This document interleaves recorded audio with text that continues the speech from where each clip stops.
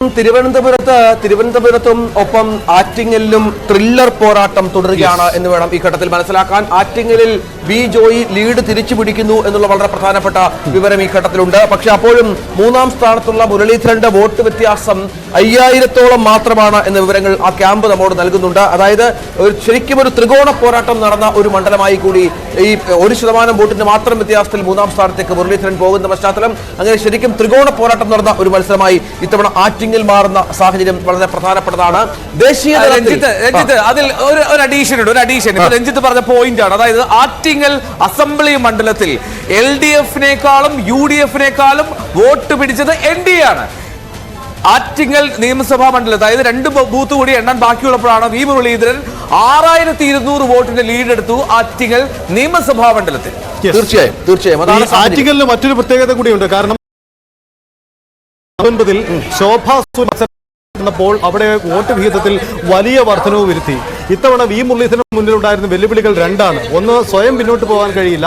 മറ്റൊന്ന്, ശോഭാ സുരേന്ദ്രൻ നേടിയ ശതമാനത്തിൽ നിന്നൊട്ടും പിന്നോട്ട് പോകാൻ കഴിയില്ല.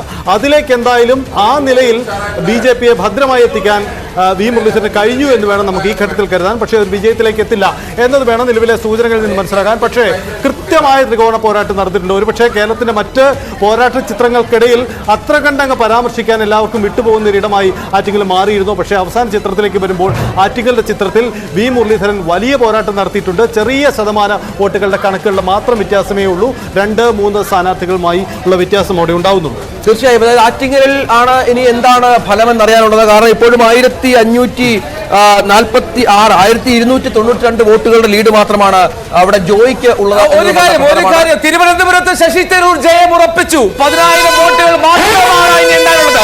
ശശി തരൂർ തിരുവനന്തപുരം പിടിച്ചെടുത്തു.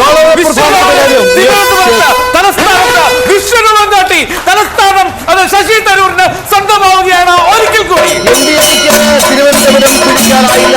ശശി തരൂർ അവിടെ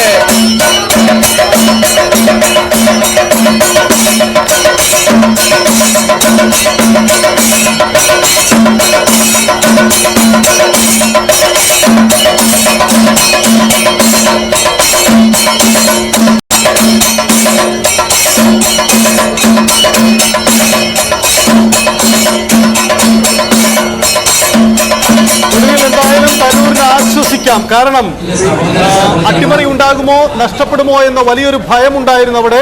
അതിൽ നിന്ന് തരൂരിന് ആശ്വസിക്കാം. മുമ്പ് രാജഗോപാലിൽ നിന്നും സമാനമായ വെല്ലുവിളി അദ്ദേഹം നേരിട്ടതാണ്. ആ വെല്ലുവിളി എന്തായാലും ഇത്തവണയും ഉണ്ടായി. പക്ഷേ അതിനെ ഒടുവിൽ അതിജീവിക്കുന്നു എന്നതാണ്. രാവിലെ മുതൽ തരൂർ തിരുവനന്തപുരത്തെ ഫ്ളാറ്റിലുണ്ട്. അദ്ദേഹം മാധ്യമങ്ങളെ കണ്ടില്ല. അദ്ദേഹം വീടിന് പുറത്തേക്ക് വന്നില്ല. എന്തായാലും ഇനി തരൂരിന്റെ പ്രതികരണം പ്രധാനപ്പെട്ടതാണ്. ഷാഫി പറമ്പിലിന്റെ വിജയാഘോഷം വടകരയിൽ ഏതാണ്ട് 1,00,000-നടുത്ത് വോട്ടുകൾ നേടിയാണ് ഷാഫി പറമ്പിൽ, ഭൂരിപക്ഷം നേടിയാണ് ഷാഫി പറമ്പിൽ ഇപ്പോൾ വിജയിച്ചിരിക്കുന്നത്. ഷാഫി പറമ്പിലിന്റെ വിജയാഘോഷമാണ് ഇപ്പോൾ വടകരയിൽ നടക്കുന്നത്. ദൃശ്യങ്ങളാണ് പ്രേക്ഷകർ കണ്ടത്. നമുക്ക് തിരുവനന്തപുരത്തേക്ക് വന്നാൽ അവിടെ ഒരു അട്ടിമറി പ്രതീക്ഷിച്ചിരുന്നു. മിക്കവാറും ഘട്ടങ്ങളിൽ രാജീവ് ശേഖർ മുന്നിലായ പശ്ചാത്തലമുണ്ടായിരുന്നു. 25,000 വോട്ടുകളോളം മുന്നിലെത്തിയ സാഹചര്യമുണ്ട്. ഏതാണ്ട് വിജയത്തിലേക്ക് പോകുന്നു എന്ന് പറഞ്ഞപ്പോഴാണ്, അത്തരത്തിൽ കാര്യങ്ങൾ വന്നപ്പോഴാണ് കോൺഗ്രസിന്റെ സ്ട്രോങ് ഹോൾഡായുള്ള മണ്ഡലങ്ങൾ ബൂത്തുകൾ എണ്ണുന്ന പശ്ചാത്തലമുണ്ടായത്. അവിടെ ആ തരത്തിൽ ശശി തരൂർ വിജയം ഉറപ്പിക്കുകയായിരുന്നു. 10,000-ഓളം മാത്രം വോട്ടുകൾ എണ്ണാൻ ബാക്കിയുള്ളപ്പോൾ 15,000-ൽ പരം വോട്ടുകൾക്ക് ഇപ്പോൾ തരൂർ ലീഡ് ചെയ്യും. തിരുവനന്തപുരത്തെ വിജയം തരൂരിനെ സംബന്ധിച്ചും UDF-നെ സംബന്ധിച്ചും ഏറെ പ്രധാനപ്പെട്ടതാണ്. ഒപ്പം തന്നെ സുരേഷ് ഗോപിക്കൊപ്പം തന്നെ കേരളത്തിൽ നിന്ന് ഒരു സീറ്റിൽ കൂടി വിജയമുണ്ടായാൽ BJPക്ക് അവകാശപ്പെടാൻ നിരവധി ഉണ്ടായിരുന്നു. തിരുവനന്തപുരത്തെ വിജയത്തിന് പലതരത്തിലുള്ള പകിട്ടും ചാർത്തപ്പെട്ടതിനെ. പക്ഷേ അത് ഉണ്ടാവുന്നില്ല. എന്തായാലും വിജയത്തിനോട് അടുത്ത് വന്നിട്ട് അത് അകന്നു പോകുന്നു എന്നതാണ് തിരുവനന്തപുരത്തിന്റെ BJPയെ സംബന്ധിച്ചുള്ള തെരഞ്ഞെടുപ്പ് ചിത്രം. തരൂരിന് ആശ്വസിക്കാം. 10,000-ൽ പരം വോട്ടുകളുടെ വിജയമായി തരൂരിന്. ആറ്റിങ്ങലിൽ വി ജോയി ലീഡ് ഉയർത്തുന്നു. അത് 1800 ഉയരുന്നു. ആറ്റിങ്ങലിൽ വി ജോയി വിജയത്തിലേക്ക് 1800 വോട്ടുകളുടെ ലീഡിലേക്ക് വി ജോയി വരുന്നു. ആറ്റിങ്ങലും ഫോട്ടോ ഫിനിഷിലേക്ക് അടുക്കുകയാണ്. വളരെ കുറഞ്ഞ ഭൂരിപക്ഷത്തിൽ ഒരുപക്ഷെ സംസ്ഥാനത്ത് ജയിക്കുന്ന ഒരു മണ്ഡലമായി ആറ്റിങ്ങൽ മാറിയേക്കാം.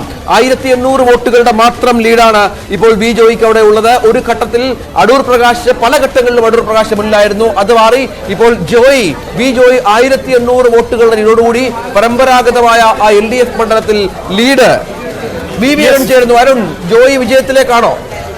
വിഷയത്തിലേക്ക് ഉറപ്പിച്ച് പറയാനായിട്ടില്ല. 2131, 2000-ന് മുകളിലേക്ക് ജോയിയുടെ ലീഡ് മാറിയിരിക്കുന്നു.